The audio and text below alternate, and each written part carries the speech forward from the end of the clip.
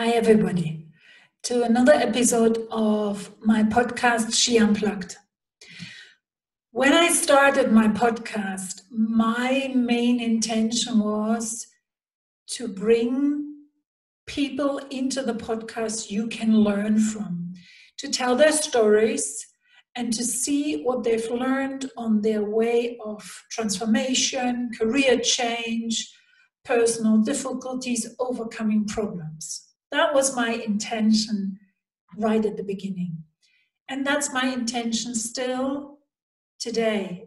And today I'm bringing somebody into my podcast who I hope and believe a lot of you can benefit from. Clare is a neurodiversity coach. And one of the questions I will be asking her is that neurodiversity, what is that? And why is that important to the management, to companies, to organizations, to you as a private listener? Clare says that her motivation to get involved with neurodiversity stems from her private situation of having two sons, she says, who have faced barriers to achieving their potential because they're atypically wired. Now, again, I'm going to be asking her, well, is there a typical wiring of our brain, and what is an atypical wiring of our brain, and how does that show up in everyday conversations? How does it show up in the workplace? Is there something we need to know about how to communicate with atypically wired people? And the final sort of like intention for me in this conversation is that Clare is very, very adamant in saying that people with atypical brains have a lot of strengths. They have amazing gifts to bring to the table. And I want to ask her how we can benefit from that. So that's going to be my conversation today with Clare, and I'm looking very much forward to it. Like I told you guys, I'm having Clare in my podcast today. And now I have the right person to ask about all the questions that I have in my mind. But first of all, let us welcome Clare to the table. Hi, Clare. Hi, Anya. Thank you so much for inviting me onto this. I feel very privileged. Thank you. You're very, very welcome. So I've already talked a little bit about you and what you do. And kind of like my very first question is, you call yourself a neurodiversity coach. Mm-hmm. What is actually neurodiversity? Well, you know, that's a really good question because there's lots of language and terminology around this. So let me provide you with as good as an explanation as I can. In essence, people who are neurodiverse interpret information in ways that are different from the majority of the population. Conditions include autism, sometimes known as Asperger's, Attention Deficit Hyperactivity Disorder, ADHD or ADD sometimes, dyslexia, dyspraxia, Tourette syndrome, and there are more. And the key thing to note about people who are neurodiverse is they tend to virtually always have pretty outstanding strength in some areas, things like lateral thinking, perhaps innovation, attention to detail. Not everybody's got all of those, but there's some examples. Yet, here's the rub, at the same time, these same individuals have quite major challenges in areas that the rest of the population don't find so much of a problem. Things like how much information they can take in and process all at once.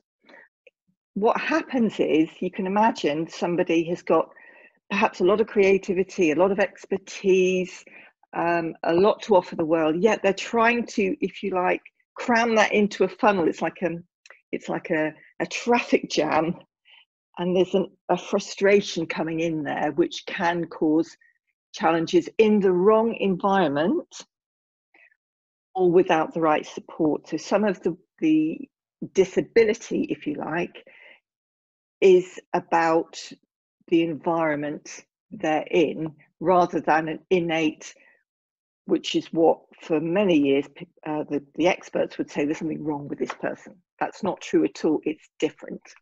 Does that help? That helps. And I think one of the last sentence I want to underline, it's not that there's something wrong with that person. There's Correct. something different about that person. Yes. Now, I know from what you've given me in preparation of today's conversation that you have also sons who had difficulties. Can you share maybe 1, 2 examples of where you and your family struggled with certain situations? When you discover that your child is different, you're almost going through a kind of a grieving process, because it's not the child you thought you'd have. I mean, eventually what you understand is all the strengths there, but it's quite a hard transition to make. So, for example, I'll tell you about, and he won't mind, my middle lad, around about age 10, he was diagnosed eventually with Tourette's syndrome. Honestly, we went round the houses with this. We thought he had some kind of allergy and something to do with his throat because he kept coughing. And Tourette's syndrome is where you have involuntary tics. They can be vocal or actually involve movement. Very rarely actually involve what the media think is prevalent, which is swearing. That is quite rare. And the challenge is that you can suppress these tics for a while, but not forever. So there's a lot of stigma and misunderstanding. People think, oh, well, they're doing it on purpose. But that also affects how you process information in the brain. And to add to that, we then discovered he had Attention Deficit Hyperactivity Disorder. And then very recently, as an adult, he's had a diagnosis of autism, or what would have been known as Asperger's, what people would have said was high functioning autism. So it's an awful lot for him to be dealing with, but he has so many strengths. He's got a lot of capacity, but it's been such a challenge over the years. I've spent a lot of my time trying to help teachers understand what's going on, and they're well-intentioned. It's not that they were deliberately not understanding. So as a young boy, he would be always at the front of the classroom with his hand up. There's quite a lot of impulsivity in there, and also the teacher would start a lesson, and my son would be wanting to go off on a different angle. He'd found something really, really interesting. I mean, that's the need for that dopamine hit that if you've got ADHD.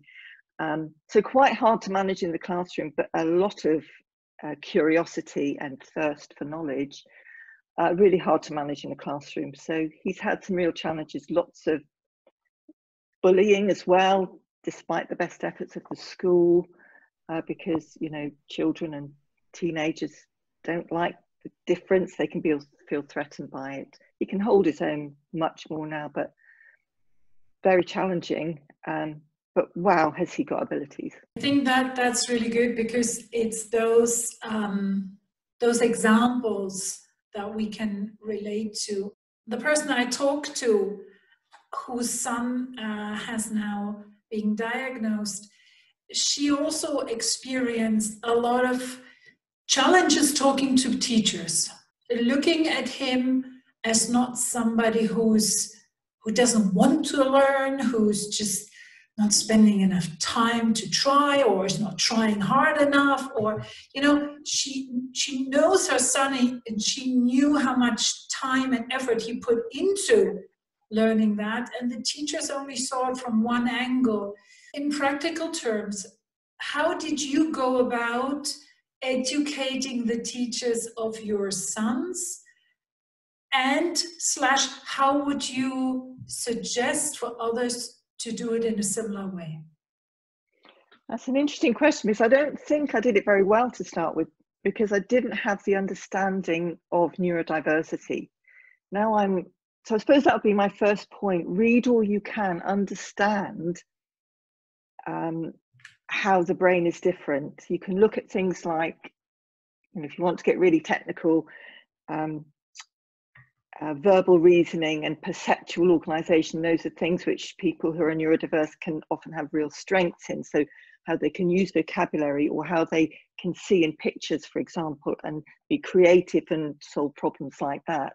But at the same time, having a low processing speed, as I said before, that's a bit of a logjam there, and working memory as well. So that's not short-term memories. How much can you deal with all at once in front of you? And once you understand that, it's then easier to demonstrate to the teachers that this child is really curious for knowledge and for learning. It's just that in the classroom situation, there's a lot of information coming in. They can get, it can happen with dyslexia as well, distracted, and then the impression can be given that they're not bothered. Or girls especially, what can happen is, rather than what we tend to think of as, for example, ADHD, boys bouncing around the classroom and causing a problem, quite often with girls, it's more of a daydreamy situation because they've got interested in something else. Plus the fact, even today, girls are more socialized, so it gets masked. We can come on to that in a minute. So it's about helping the school understand how else can they engage your child. It is difficult when you've got a big classroom, but if you can get that right and the child feels valued and validated and can then go off on their own path perhaps, and maybe do some research or all sorts of things you can do. I would just say arm yourself with knowledge. And I think once you have that knowledge, you can also educate others in simple terms. And I fully understand the challenges in the classroom. I mean, in my daughter's classroom, there were at times nearly 30 kids. It's very, very difficult, obviously, for the teacher, to pay attention to those special needs. However, and we will come to that later, it's amazing when we manage to do that. I suppose the other thing to bear in mind is, I always go on the basis that everyone's got a backstory. Those teachers are doing the best they can. If you can genuinely, with good intention, demonstrate that you understand some of those pressures, and what you're wanting to do is help both your child and the teacher, that can make a big difference.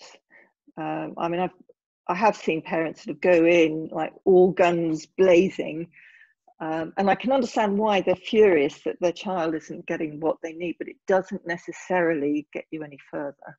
I mean, in any kind of conflict or challenging situation, if you go in there barging, knowing it all, it usually just causes some confrontation. And what you actually want is communication. You want cooperation.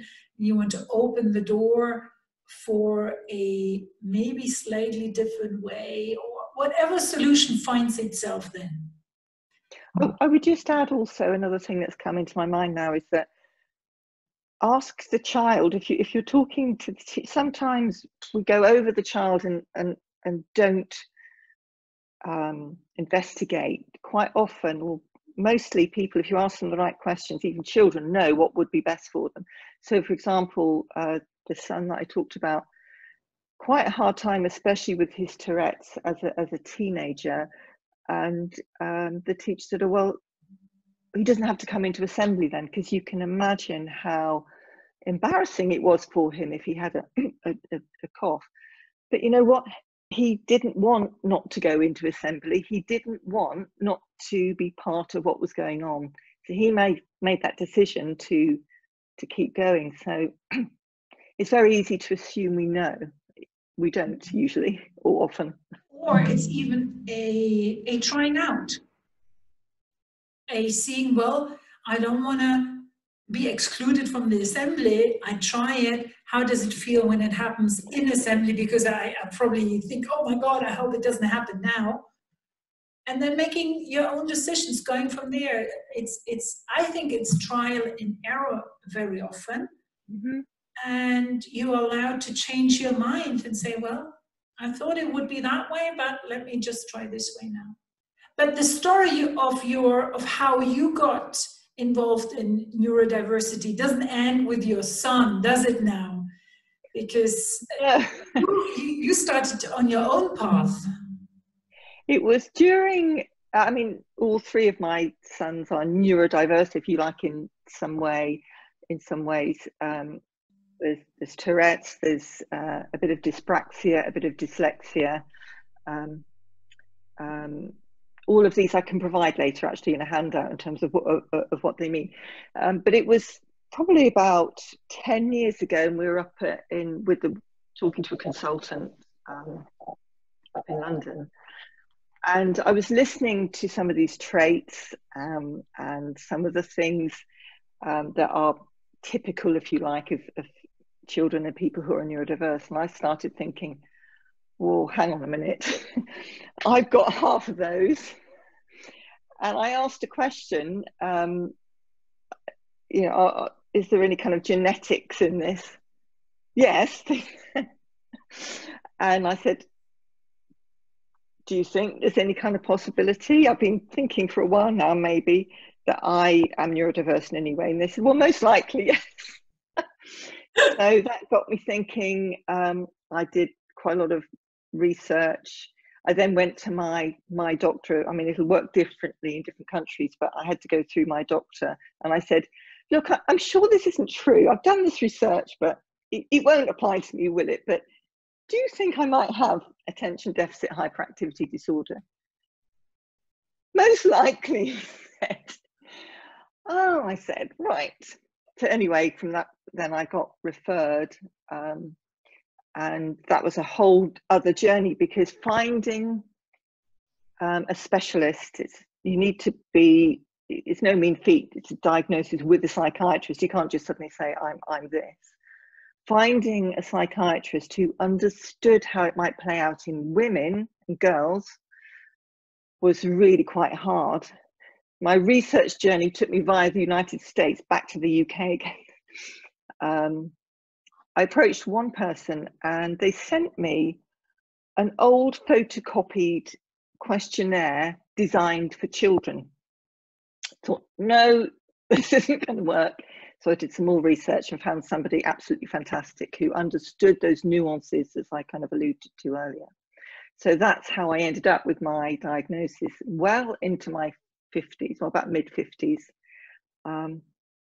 And it was quite hard to process to start with, but I'm so glad I've had it, because I understand now who I am, what my strengths are, and I've been able to reframe, if you like, all those things that over these, although I was successful, I had this kind of lurking, I'm going to be found out any minute.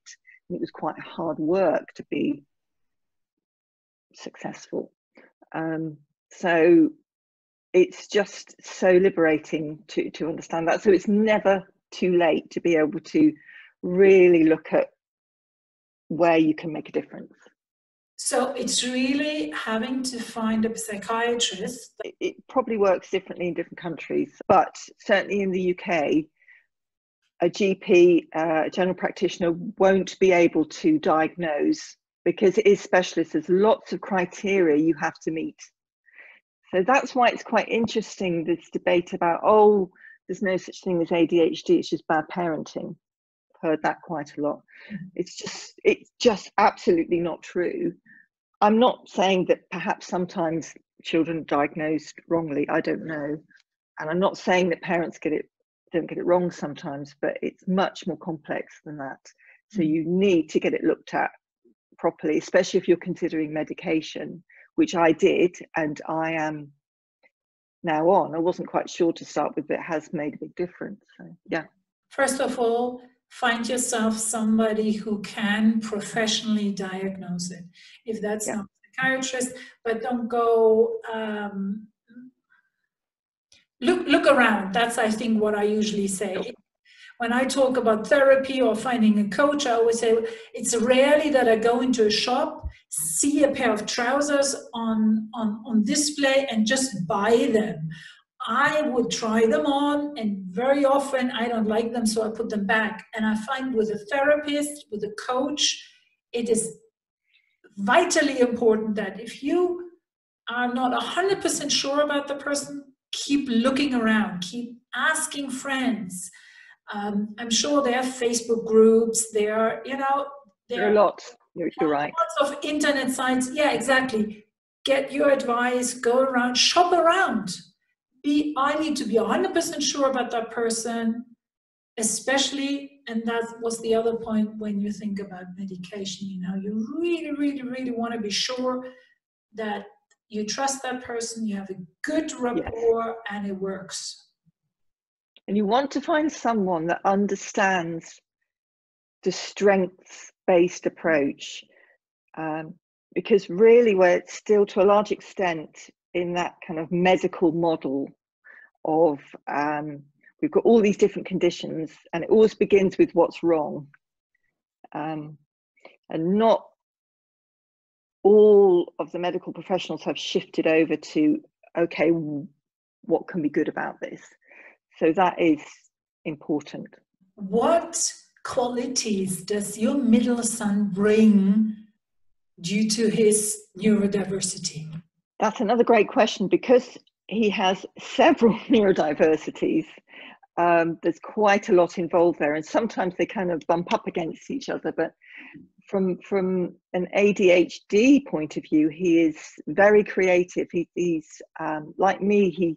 And you'll probably notice now that I'm looking up, he'll have pictures in his head all the time, and he can, and I can too, see the connections between different concepts and ideas that other people can't see. He's got a lot of energy, so when he's interested, and that's important to note, when he's really motivated, something really interests him, boy, can he go deep and get really in-depth specialist knowledge about something. He has a lot of empathy. People think, as I described, that he also has autism. People can also think, oh, people with autism, they don't have any empathy. Just not true. There are some people who find it very difficult to express that, but ordinarily, just human beings like the rest of us, they feel it. It's more about how that's expressed. So if you have a lot of empathy, you can spot what's going on for other people. Very, very useful in the team. There's lots more, but that's, and his ability to understand processes and technical information. You might not be surprised to know that he graduated in computer science. And that moves us beautifully to actually where your work takes place, because now we looked a lot at the challenges at school, at the challenges with our children, but when you're working with people, these are now the people in the workplace as a neurodiversity coach. Who is usually coming to you for the coaching? Is it usually the person with the neurodiversity, or is it the manager or the team leader who has an apparent problem in the team? It varies. It's a combination. Some people who are neurodiverse are a little ahead in their journey, if you like, and they realize it and they research and they work out, okay, I think this is what's going on. They may already have a diagnosis. Then they'll understand, well, certainly in the UK, with our disability discrimination, employers have a duty to put in place reasonable adjustments to make sure that anyone who has a disability, and in this case, looking at neurodiversity, which is often very hidden, is able to work at their best. Sometimes they'll know about, there's a scheme in the UK run by the government called Access to Work, which will help employers fund some of that. So sometimes it comes through that route. Sometimes it'll be, you're right, a manager thinking, well, I've got this person in my team. I can see they've got strengths, but well, it's just not going very well at the moment. And I'm not sure if I'm helping. I don't know what to do. What I'm doing is sometimes working just directly with the person who's neurodiverse, and then through that route, helping them to educate and converse with their managers so that everybody can work at their best. Sometimes it's coming through the other route. It's the other route through the manager. It's very much about, well, what we have to facilitate probably first is a conversation between you and your employee, because so often people are managers, and entrepreneurs, business owners are afraid to have that conversation because they genuinely don't want to upset anyone, or they don't want to be, they think they might be accused of discrimination. Whereas actually, without the conversation, without engaging the person who may or may not be neurodiverse, you just can't move it forward. If I was a manager in that situation, my question would be, how can I help you to bring out your strengths to the team? What do you need from me that our communication is better, or that you feel better? Or I think that's at the center for me. Can you give us a couple of examples where you worked either with a manager or with the employer, and how that played out over time and the situation in the team changed? Sure. But just before I do, is another thing that's come to mind, which is really important. In an ideal world, we wouldn't even have to be having this conversation. You'd be developing cultures in workplaces where everybody knew how to work out how they work at their best. And neurodiversity wasn't seen as anything very, very separate. Where we really want to get to, it's a bit of a dream, is where it's much more systemic. Absolutely anyone who's neurodiverse that I've worked with comes from this base of having sometimes many, many years of believing that they're not good enough, believing that they're slow or lazy, and even if they don't quite believe that, it's hard to unlearn some of that thinking, because as children and young adults, what you do is you believe what people in authority tell you, and even if they haven't meant it like that, that's what ends up kind of sticking. So I'm going to give you an example. I'm working with a senior nurse. She works with dementia patients, and her job is to try and keep them out of hospitals. Even more important at the moment, to keep them at home in their familiar environments. She's recently had a diagnosis of autism. She's in her late 40s, and for her, knowledge is really, really important. She came to me saying, well, my problem is I'm just too slow. My manager's concerned that I'm spending too long doing my preparation. And she was also finding that when she had to go and visit a patient's house, she was stressed about finding the place, and lots, very overwhelmed all the time. Once we talked through and understood how the brain works in a bit more detail, and what can happen with stress levels if you're overwhelmed, and if you exacerbate that feeling that you can't do it, kind of just, it's like a vicious circle, it gets worse and worse and worse. Once she understood that, and then also started to understand her autism, we worked with a few models, one of which I called kind of forensic questioning. Let's really look at how you work, and is it bad? So we took the example of the preparation she does before she goes in to see her patients for the first time, which is very thorough. So she goes into those patient visits having a really thorough understanding of their patient history, of what's going on, the medication they've been in. So she is able to form a working diagnosis really quickly.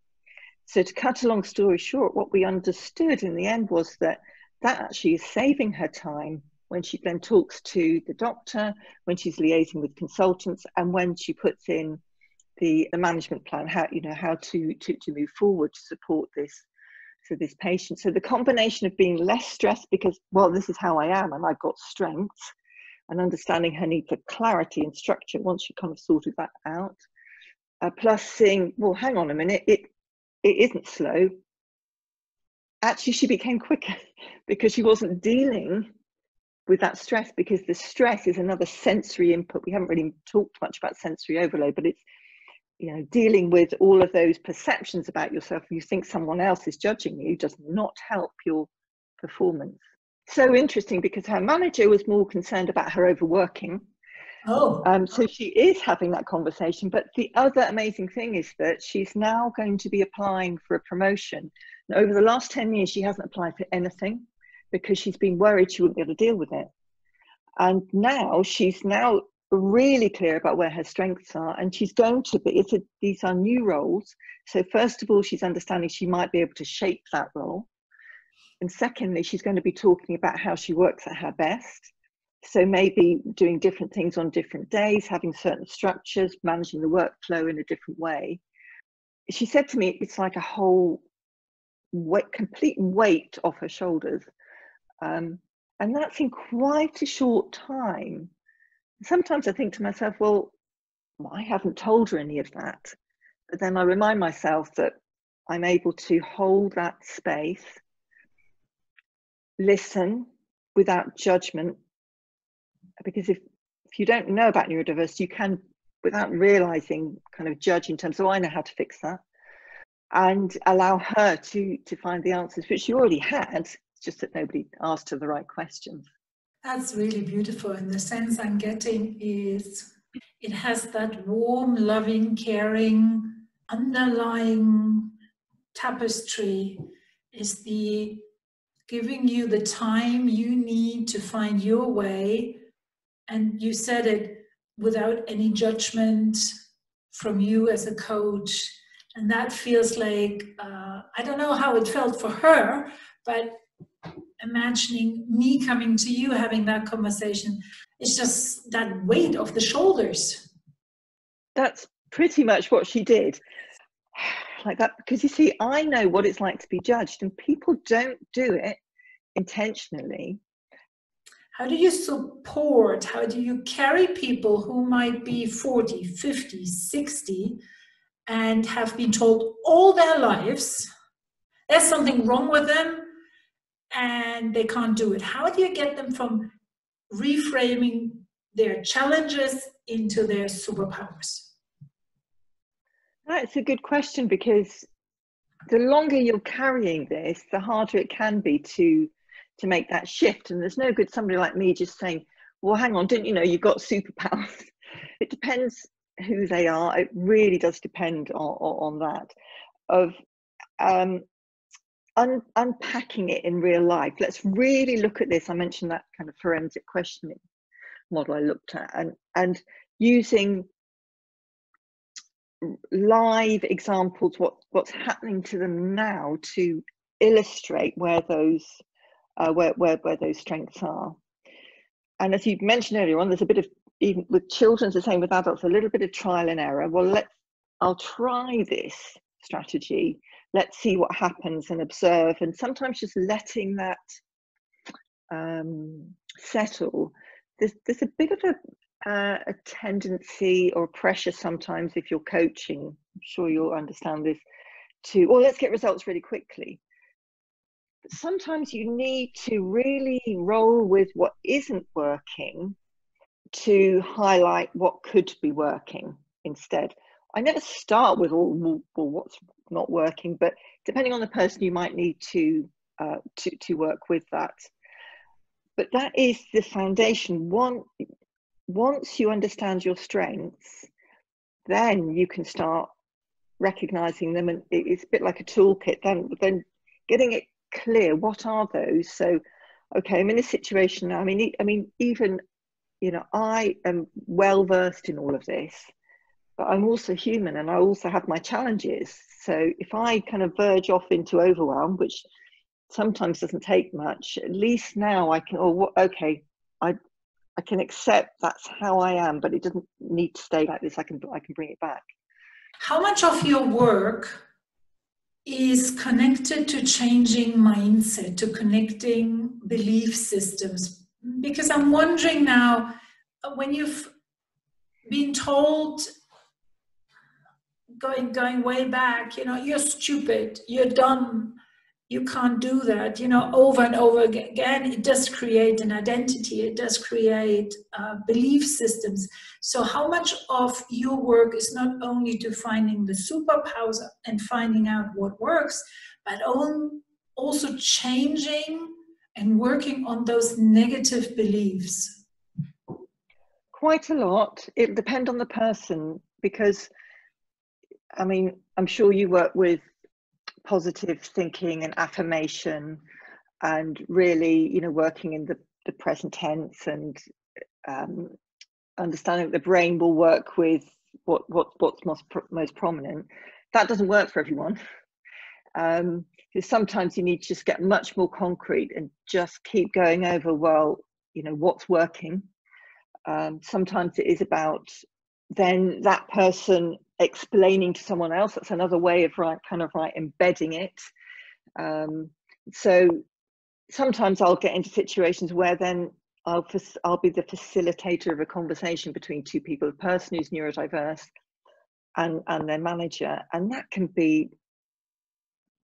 well, life transforming, really. I was working with one person, let's say she was in a human resource role, and she had lots of ideas, and her manager was very much more linear and, if you like, spreadsheet orientated. Nothing wrong with that. That's how his brain worked. And the organization professed to be very caring of its employees, and that was his intention. But the conversations they were having, the person I was coaching just felt kind of pushed down all the time and dismissed. So we had quite a brave conversation between the three of us. How did they each work at their best? And what happened was her manager had a bit of a light bulb moment. I hadn't realized these comments, what they could be doing, but because he was very unpracticed, if you like, at actually demonstrating that and explaining that, she went down that mindset route of, he doesn't think I'm any good. And that was a turning point for her. And actually, as a result of that program of coaching, she's now decided to go and do some further study with the backing of her manager. And she has dyslexia. She would never have wanted to do that before because she didn't think she could. That's also a beautiful example that it basically takes both sides, the neurodiverse person and manager or employer on the other side, to create an understanding how we can work together. And in me, there is some part saying, well, if we're all on that spectrum, we all kind of neurodiverse in one way or another, or in certain situations or others. And for some, it's just more frequently and more elaborate and stronger than for others. But right, it's about the intensity. Also, you might not want to look at it. We typically talk about a spectrum, don't we? And that's what the medical professionals will talk about. I was looking at something a guy on LinkedIn was doing, and he describes it more of a bubble. If you think about a bubble, and there's all these different traits in there, and all of us might have some of them, but neurodiverse people are kind of more concentrated in certain areas, but it's a much more flexible way of looking at it, rather than are you on this end of the spectrum or that end of the spectrum, because then you have to say, well, then there's normal somewhere in the middle. Well, you can't. And neuroscience is now ahead of the medics, if you like, because neuroscience is now understanding that we've actually got, if you look at the different neurodiverse conditions, it's not necessarily very helpful to dissect them all. It's more about looking at this different way of processing information and interacting with people than it is, well, you know, she's got dyspraxia, so she's got some issues with movement, and he's got autism, so he gets very kind of focused on one thing. It's much more complex than that. And interestingly, and you touched on it earlier about situations. It's situation dependent. So we are disabled. You see, I don't feel like I have a disability, but in some environments I am disabled. And the brain is so complex that if you look at dyslexia in English-speaking people as against dyslexia in Chinese-speaking people, different parts of the brain are going on here.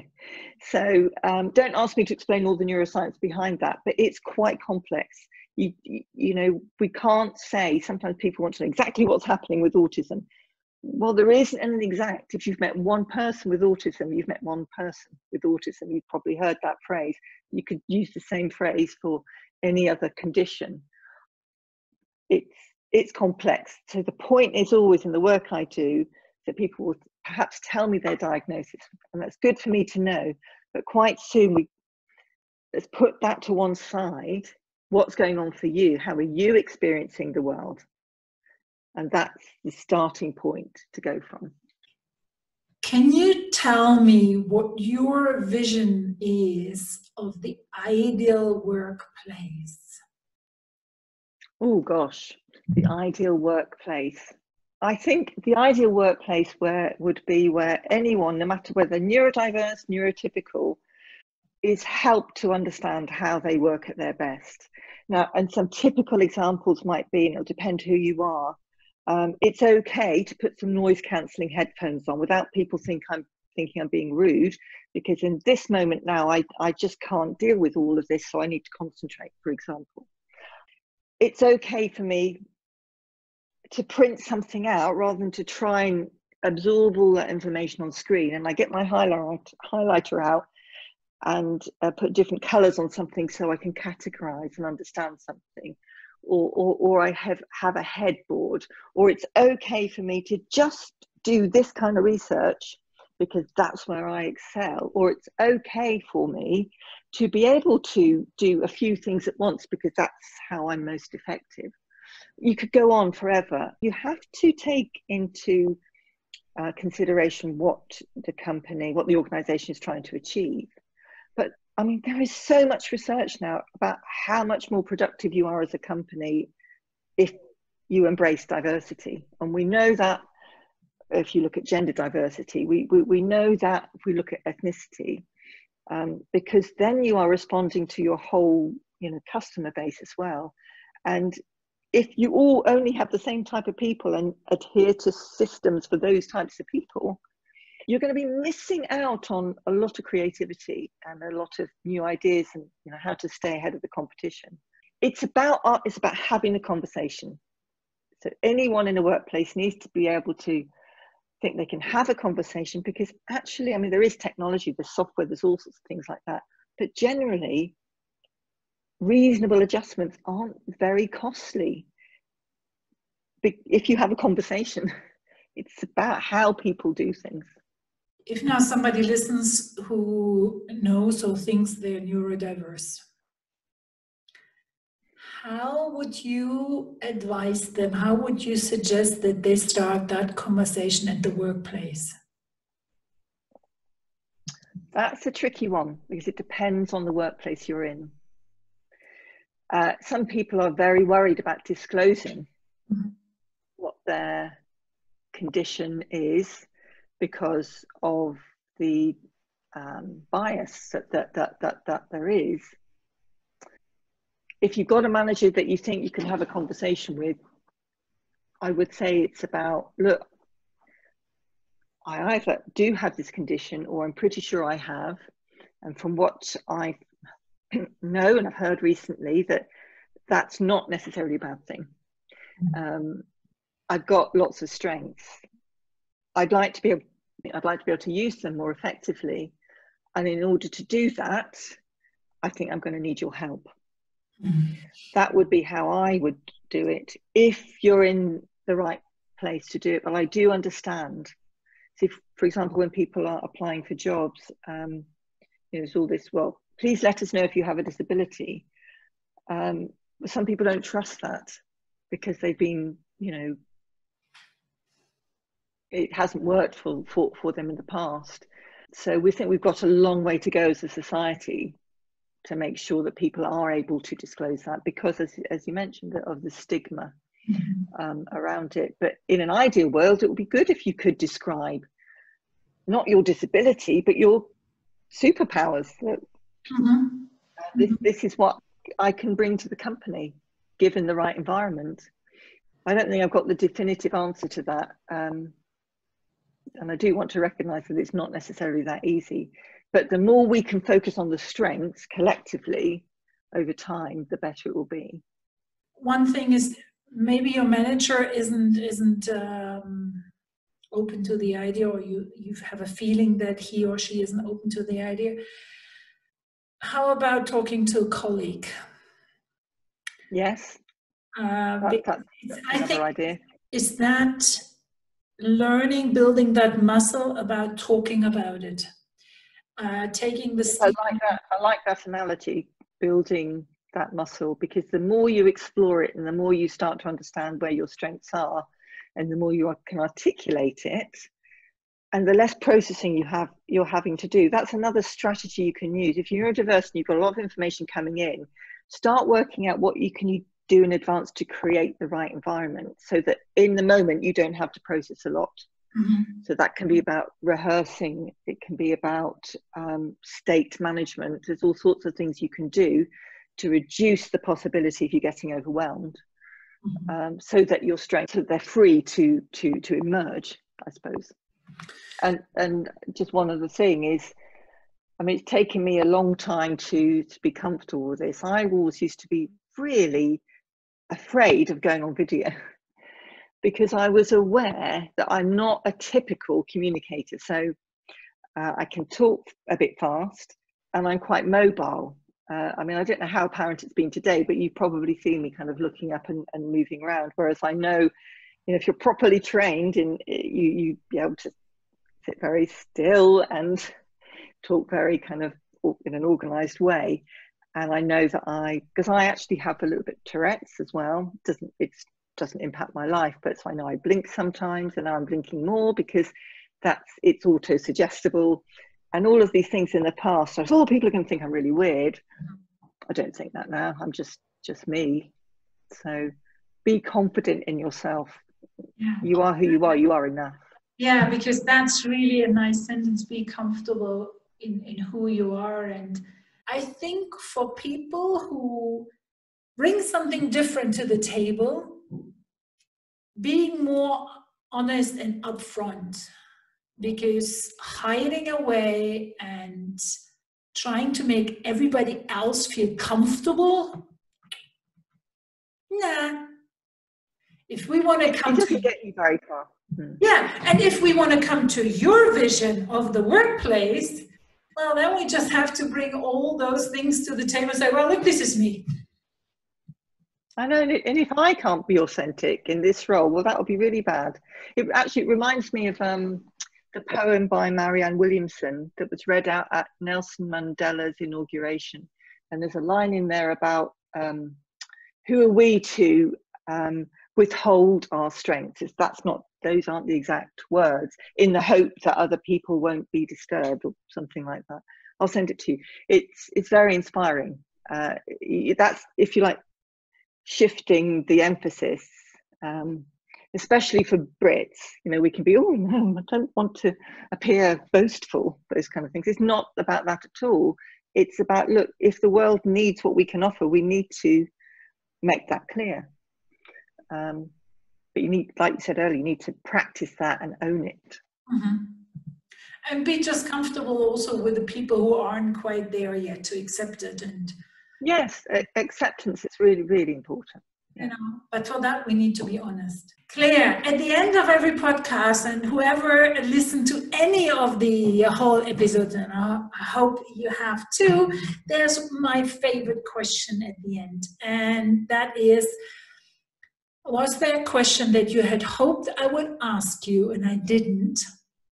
Or was there something where you say, well, that is for me the most important thing. I would really like to underline that. In anticipation that people were thinking, oh, superpowers, I put together something which your listeners or your viewers can have. And I think you're going to send that link. It's just a bit of a summary of what the medics define as the different conditions, what they then say are the kind of, where they start off with the weaknesses, but actually the magic then, if you look at the third column there, is what might the superpowers be?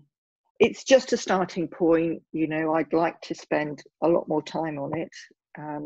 And also, I think you're going to share a link if anybody wants to find out a bit more. I'm very happy to have what's called a discovery conversation. You don't even need to be wanting to be doing coaching. I'm happy to have an initial conversation. And then the point about the key message is, look, it's never too late. It's taken me, and nothing is wasted, because I worked in quite successfully in retail, talent development, organizational development. But always during those years, it was, oh, I'm going to be found out, I'm going to be found out.